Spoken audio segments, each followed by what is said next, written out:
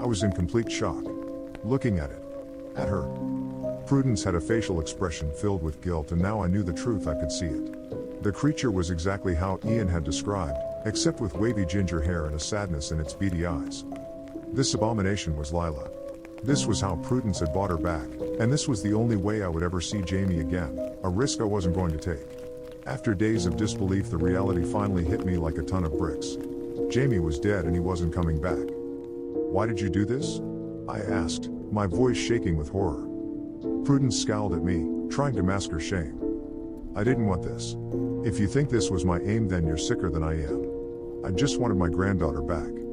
When she died, a part of me died. My son blamed me, his wife blamed me, and although he never said it, I could see in Bernie's eyes that he did too. I pushed for her to stay. I wanted to spend more time with her. I got cocky about my ability to cope with the strange occurrences in the flats. I know what you must be thinking. But I swear I didn't know about the sleepwalking until it was too late. We had moved into the flat not long after my son left home to move in with his girlfriend. He's the youngest of 3 and was the last to fly the nest, so we downsized for the 2 of us. He never knew what we were facing in that flat, or the dangers that he sent his little girl into. When it happened, it was a few years after the fire and the troubles with the creatures. We'd struck the deal with the things in the lift, and the neighbors of the burned flats had become a fixture just like the other quirks. I really thought she would be safe. Prudence paused to gaze longingly at the mutated little girl in the cage. The creature just twitched. In return, it bared its 4 rows of teeth and made a gentle hiss. "But how did you do this?" I stopped her with more urgency this time, looking at Rat Lila in disbelief. I had to get answers out of her fast. I didn't want to spend any more time than was absolutely necessary in this shed. "The gardener helped me," she answered, her voice trembling. "Who the fuck is the gardener?" I grew more impatient with every new confusion she threw at me.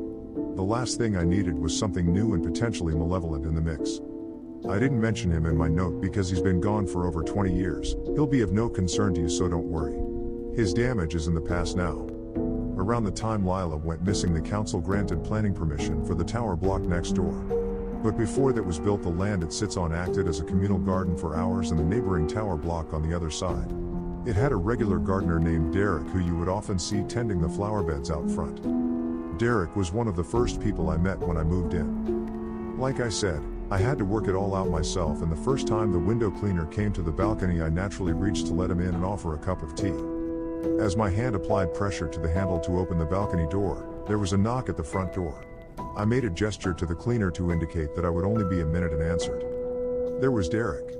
He stopped me and told me not to let the man in, that I would be making a huge mistake. I thought he sounded crazy, and I told him so. After a while of arguing, I got up to reboil the kettle and let the man in, and Derek grabbed my hands and shouted at me to look at the man outside. When I turned to look, there was no man outside, but a monster. He was tall and impossibly thin, flesh and bones, but somehow thinner than bones, with graying skin stretched over them. He had eyes that seemed to be so deep set they went on forever, like the blackest cave you can imagine. Saliva dripped from his mouth and landed on my balcony floor, some sliding down the glass panel of the door. I opened my mouth to scream, but as I did, Derek let go of my hands and the monster was gone. In its place was that smug, friendly man, begging for a drink while he cleans the windows. It took me a minute to process it, but I know what I'd seen. That was the real window cleaner. I never intentionally opened or tried to open the door for him again. That day Derek didn't stay long. He didn't tell me what the window cleaner is, or why he visits every few days. He didn't explain anything about the weird things that go on. As much as Derek was a part of the strange happenings, he was like one that had been carved from light.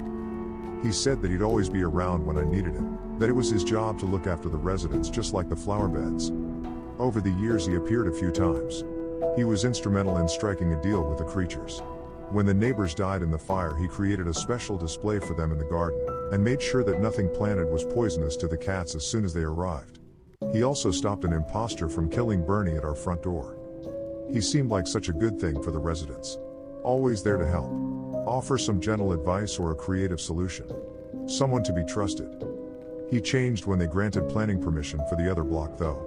He knew his garden would be dug up to lay foundations and his uses redundant.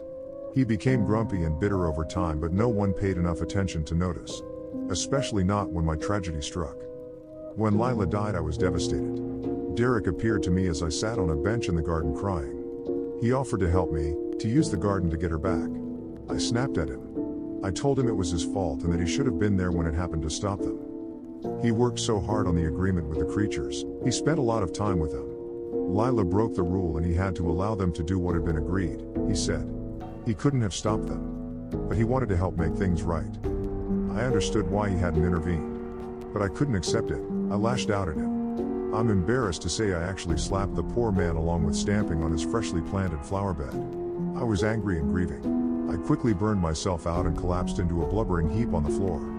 Derek attempted to comfort me, but his mind was on his garden. He said he was sorry for my loss, but I shouldn't have attacked the flower bed. That he'd always been nice to me and I should be kinder in return. I snapped and told him that it didn't matter because it was all about to be bulldozed in the next few days anyway. I should have taken more note of the way he twitched as I said that. He snapped. He said that he knew I was angry. But there was no need to take it out on him. If I was that desperate to get Lila back, he knew a way. But it was dangerous. I begged. Anything, I said. I would do anything. He told me it was simple and that all I had to do was enter the lift and offer the creatures some food whilst repeating the phrase revertet or mortwise during their frenzied hours. He said that there was no guarantee they wouldn't be crunching on my bones before I even got the first word out, but that if I succeeded I would have Lila back. Of course, it was successful. There wasn't a creature in sight as I performed the ritual as instructed. I thought nothing happened at first. She didn't appear straight away, but a few days later I found her running round inside my house. She'd taken a chunk out of Damon's ear with her teeth. I tried to kill her at first, but just as I was about to finalize it I saw in her eyes who she was. I tried to look for Derek, but by that point the workmen had started. Nothing was left of his garden, and nothing was left of Derek. No one's seen him since. You see, Cat, nothing in that building is totally harmless. You have to be on your guard at all times. I've kept her like this ever since. You may think I'm crazy, but I couldn't kill my own granddaughter. I'm not a monster. Prue sighed and ushered me back out of the shed. She locked the door behind us, closing the padlock on her most hideous secret. I was exhausted. It was a lot of information to take in, and as a result of the information I'd received, real grief for my boyfriend was finally settling in. Every hope I had was dashed. I know many of you tried to tell me in the comments that he was gone, but I wanted you to be wrong so bad. I couldn't bear to look at Prudence Hemmings for another moment. I made my excuses and left, morosely riding the bus back to the tower block I had once been so excited to live in. It was mid-afternoon by time I got home. The choice between the stairs and lift didn't strike much enthusiasm into me, but I opted for the stairs, and after what I'm sure ended up being 11 flights, I made it the 6 flights up the stairs to my flat. I laid on our mattress on the floor and sobbed for Jamie. I sobbed so hard my throat went dry and hurt and my stomach cramped with each gasping breath. I sobbed myself to sleep. My body and mind must have given up fighting the need to rest and shut down. When I woke up it was late, about 10 p.m. I wrote as much of my update as I could for you guys, hit post and just sat at the dining table with my head in my hands. My whole life had fallen to shit and I knew it. I thought about so many things, questioned why they were happening to me. I searched social media for updates on Georgia, but there were none. Jamie wasn't super close with his family, but I knew it wasn't long before they'd start to worry. Everything I considered just snowballed in my mind. The loneliness in dealing with this situation was killing me. I decided to do something I usually wouldn't. I went downstairs and I knocked on the door of flat 26. Terry answered. Her perfectly bobbed hair was a little unkempt and out of place. She had huge bags under her eyes and I could smell wine on her breath. "Are you okay, Cat?" She looked concerned. I found it ironic that she looked so disheveled I had forgotten it was me who came for help. "I'm not. I'm sorry. I know I don't know you, I could barely speak." "Don't worry. Prue called me. She told me everything. I'm sorry about your boyfriend, it's a shame I never got to meet him." Terry stared back at me with the same expression a mother would, warm and understanding. "Would you like a cup of tea, maybe something stronger?"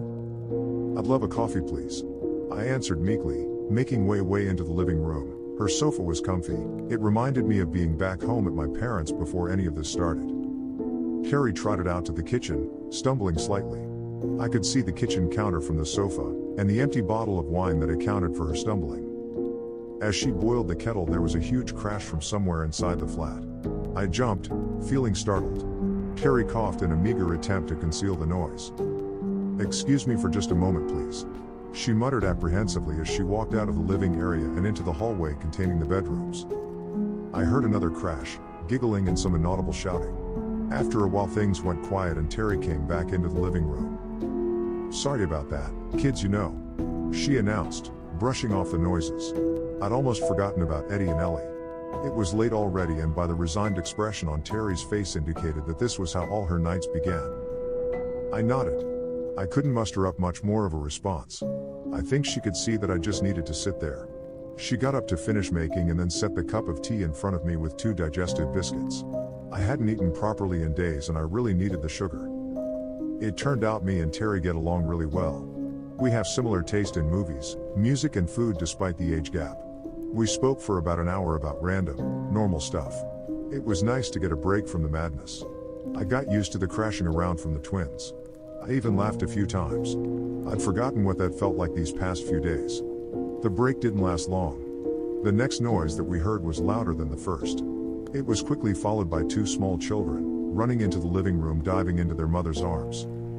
I was taken aback for a moment. Eddie and Ellie were dressed in pajamas, and were still the cute children that I had met in the hallway, but something was different.